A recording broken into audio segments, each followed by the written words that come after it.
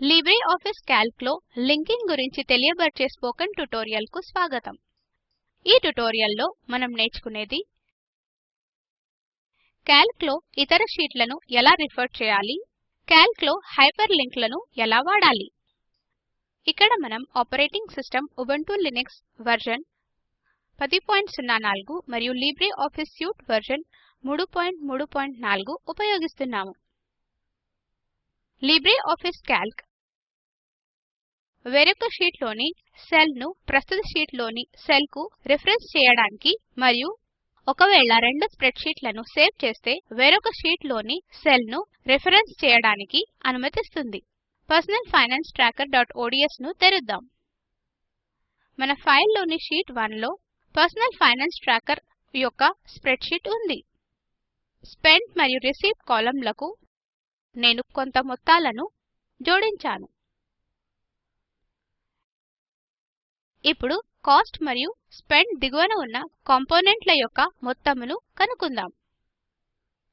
C9 చే reference చేయబడిన cell పై click చేసి ఈజ్ ఈక్వల్ టు సమ్ మరియు బ్రేసెస్ లో C3:C7 సూత్రమును ప్రవేశపెట్టండి.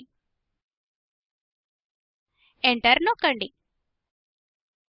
C9 చే రిఫరెన్స్ చేయబడిన సెల్ పై క్లిక్ చేసి అదే సూత్రమును వాడి మొత్తాన్ని కనుక్కుందాం. ఇప్పుడు మనం వేరే షీట్ లో సెల్ రెఫరెన్సింగ్ తో కాస్ట్ మరియు స్పెంట్ కింద మొత్తం యొక్క బాలన్స్ ను చూపుదాం. షీట్ 2 టాబ్ పై క్లిక్ చేద్దాం. ఇది కొత్త షీట్ ను తెరుస్తుంది. ఇప్పుడు A1 చే రిఫరెన్స్ చేయబడిన సెల్ పై క్లిక్ చేసి హెడింగ్ కాంపోనెంట్ అని టైప్ చేద్దాం. B1 చే రిఫరెన్స్ చేయబడిన సెల్ పై క్లిక్ చేసి హెడింగ్ బాలన్స్ అని టైప్ చేద్దాం. ఇప్పుడు కాంపోనెంట్ హెడింగ్ దిగువన పేర్లను ప్రవేశపెడదాం. A3 చే రిఫరెన్స్ చేయబడిన సెల్ పై క్లిక్ చేసి హెడింగ్ కాస్ట్ అని టైప్ చేసి ఎంటర్ నొక్కుదాం. కాస్ట్ దిగువన A4 చే రిఫరెన్స్ చేయబడిన సెల్ లో మరొక కాంపోనెంట్ స్పెంట్ ప్రవేశపెడదాం. ఖాళీ సెల్ B3 పై క్లిక్ చేద్దాం. B3 మరియు B4 సెల్ లో కాస్ట్ మరియు స్పెంట్ హెడింగ్ల కింద మనం షీట్ 1 లో లెక్కించిన టోటల్ బాలన్స్ ఉంది. ఇది రెఫరెన్సింగ్ ద్వారా చేయబడింది. B3 సెల్ లో సెల్ రెఫరెన్సింగ్ చేయడానికి ఇన్పుట్ లైన్ ప్రక్కన ఉన్న ఈక్వల్ టు గుర్తుపై క్లిక్ చేయండి. ఇప్పుడు షీట్ 1 టాబ్ పై క్లిక్ చేయండి. ఈ షీట్ లో కాస్ట్ కాలమ్ క్రింద ఉన్న వాటి మొత్తాన్ని కలిగి ఉన్న C9 సెల్ పై క్లిక్ చేద్దాం. ఇన్పుట్ లైన్ లో స్టేట్మెంట్ షీట్1 డాట్ C9 కనిపించడం గమనించండి. ఇప్పుడు ఇన్పుట్ లైన్ ప్రక్కన ఉన్న చెక్ మార్క్ పై క్లిక్ చేయండి. షీట్ 1 టాబ్ లోని కాస్ట్ కింద ఉన్న డేటా మొత్తం షీట్ 2 టాబ్ లో రిఫరెన్స్ చేయబడిన B3 సెల్ లో స్వయంచాలకంగా రావడం గమనించండి. అదే విధముగా రెఫరెన్సింగ్ ద్వారా ఇతర కాంపోనెంట్ల మొత్తములను లేదా గ్రాండ్ టోటల్ లను కూడా కనుక్కోవచ్చు. ఎక్కువ మాత్రలో ఉన్న డేటాను చాలా షీట్లలో డేటాను సంక్షిప్తంగా చేయటానికి రెఫరెన్సింగ్ చాలా ఉపయోగపడుతుంది. ఇప్పుడు కాల్క్ షీట్లలో హైపర్ లింక్ లను ఎలా సృష్టించాలో నేర్చుకుందాం. మీరు హైపర్ లింక్ లతో స్ప్రెడ్ షీట్ లోని ఇతర స్థానాలకు, ఇతర ఫైళ్ళకు లేదా వెబ్సైట్ లకు వెళ్ళవచ్చు. పర్సనల్ ఫైనాన్స్ trackerఒడిఎస్ లో పర్సనల్ ఫైనాన్స్ ట్రాకర్ షీట్ 1 లో ఉంది. మిగతా వివరాలు షీట్ 2 లో ఉన్నాయి. ఒకవేళ మనం షీట్ 1 నుండి షీట్ 2 కు వెళ్ళాలంటే షీట్ 1 టాబ్ పై క్లిక్ చేయండి. B14 గా రిఫరెన్స్ చేయబడిన సెల్ పై క్లిక్ చేసి షీట్ 2 కు వెళ్దాం. షీట్ 2 పేరు ఇన్పుట్ లైన్ లో రావడం గమనించండి. ఇప్పుడు ఇన్పుట్ లైన్ లోని టెక్స్ట్ షీట్ 2 ను ఎంపిక చేసుకుందాం.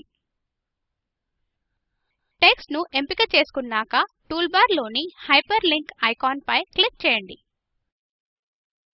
హైపర్ లింక్ డయలాగ్ బాక్స్ కనిపిస్తుంది. ఎడమ వైపు ఉన్న డాక్యుమెంట్ ఎంపికను ఎంచుకుందాం. డయలాగ్ బాక్స్ లోని టార్గెట్ ఇన్ డాక్యుమెంట్ ఐకాన్ పై క్లిక్ చేయండి. ఒక కొత్త target in document dialog box వస్తుంది. ఇప్పుడు షీట్ ఎంపిక పక్కన ఉన్న ప్లస్ గుర్తుపై క్లిక్ చేయండి. కనిపించే డయలాగ్ బాక్స్ లో షీట్ 2 ఎంపికపై క్లిక్ చేయండి. ఇప్పుడు అప్లై బటన్ పై క్లిక్ చేసి క్లోజ్ బటన్ పై క్లిక్ చేయండి. హైపర్ లింక్ డయలాగ్ బాక్స్ లో అప్లై పై క్లిక్ చేసి క్లోజ్ పై క్లిక్ చేయండి. షీట్ 1 టాబ్ షీట్ 2 టెక్స్ట్ తో సెల్ లో హైలైట్ చేయబడి ఎదురుగా కనిపిస్తుంది.